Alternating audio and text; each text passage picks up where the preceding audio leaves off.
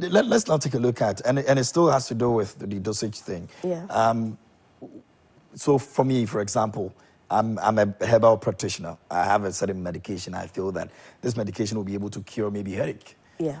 The dosage for that, according to me, is that take once, twice a day. Yeah. When I bring it to the center, or maybe before I go through all those processes, is the center going to be going to be using what I think the person is supposed to be taking them to prescribe for the person, or it's me who will say, okay, yes, I think it's twice a day, so let's make it twice a day. Or the center can look at it and say, based on the processes that we've gone through, it's supposed to be once a day. Okay, so what I would want to say to that is, ideally, before you even develop a formula, you're supposed to have done the background study, which I was talking about, look at efficacy. So you do a bit of the animal testing and all those things to be sure that the right doses are what you are going to use. But however, with herbal medicine practice, this is a practice that has been passed on from generation to generation to generation. So sometimes these people have picked the knowledge from a generation before, and they know that if you take this amount and this amount, it will give you the activity you intend to get. So when they come, then we serve as consultants to help them put it in perspective.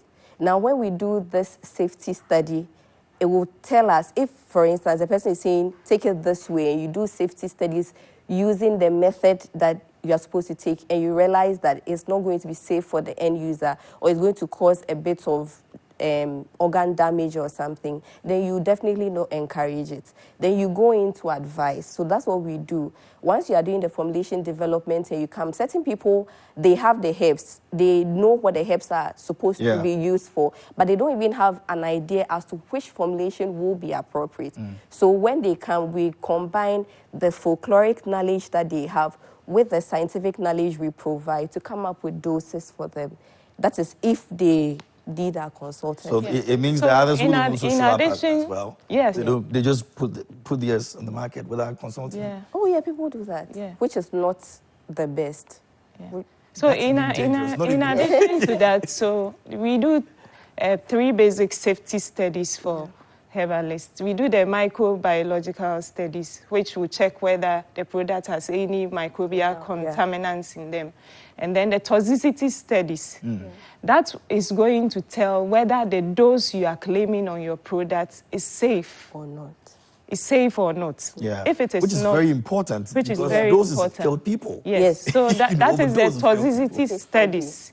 And then there is the phytochemical analysis, which will show you, which will actually confirm whether there is a plant component in your product as you claim. Okay. And tell you that there are various phytochemical constituents in the product.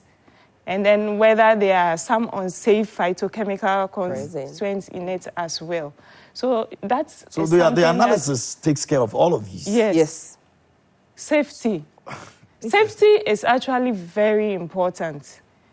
Even sometimes more important than the efficacy. So first, be safe. Before you think about if it works. But do these practitioners, let me put them that way, understand what you're telling me now? Yeah, I think, you see, there is GAFTRAM, Ghana Federation of Traditional Medicine Practitioners, which does very well to try and bring all herbal practitioners together. But like in every field of work, you have some people who would decide never to join these associations to get the much needed information as to how to go about their things and just go about selling anyhow. Some may have the idea, like she said, from generational handover, but others may just want to make some money. So for them, they may not be concerned about whether it's safe or unsafe. They will just go ahead and sell.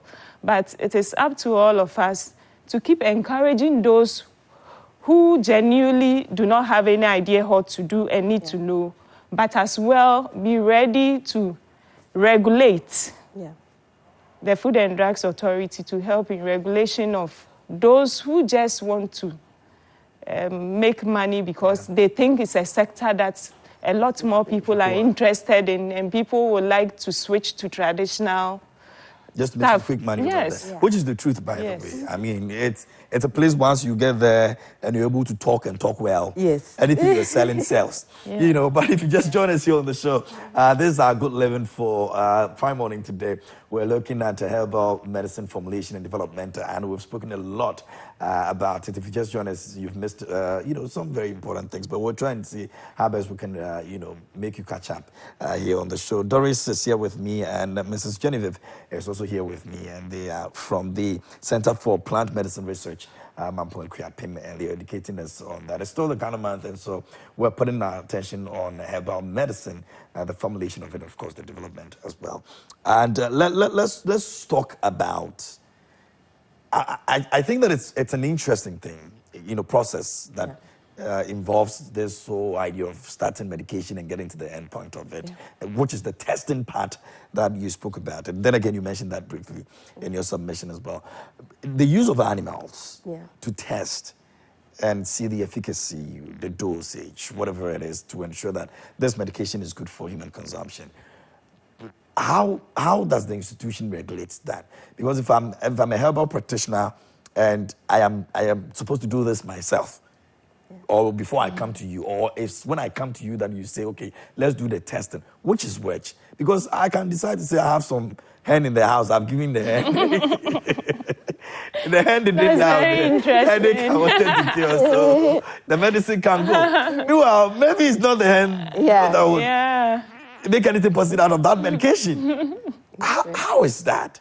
Okay, so these tests are not tests that you can do on your own. So like I said, although you are working with animals, they are models, and they are people who have been trained, they are scientists who have been trained and have gathered years of experience and expertise on it. And so you cannot just be at home and say, oh, I gave it to... Find my dog cat and no, that's not how it's done. So thankfully, one of the tests that FDA requires prior to registration is for you to do that safety studies, which is the toxicity studies. Okay. And so anybody who brings their product through the center, it's a mandatory test that is done. Yes. So once you come to the center, all this will be handled for you because you cannot do it in the house. That's the thing. You cannot do it in the house. It's the most dangerous part of it because once you're able to clear that part of it, it means that it's safe for people to consume. Yeah. And that could be dangerous. And in any ways, how would you even interpret the results if you do it in the house? but again, you said there are some unscrupulous people who wouldn't care. Even the association, they are not going there for the knowledge that they need to do some of the things that they do. And so I think that it's I don't know how many times that you guys speak about that aspect of it. This is the first time that I'm even hearing about the processes that, you would have to go through in terms of the testing, to be sure. Because what people know is that we test them more. If it works, it works. Yeah. If it doesn't, it doesn't. And so I think it's a part that we need to be talking about the more, so people get to understand some of these things.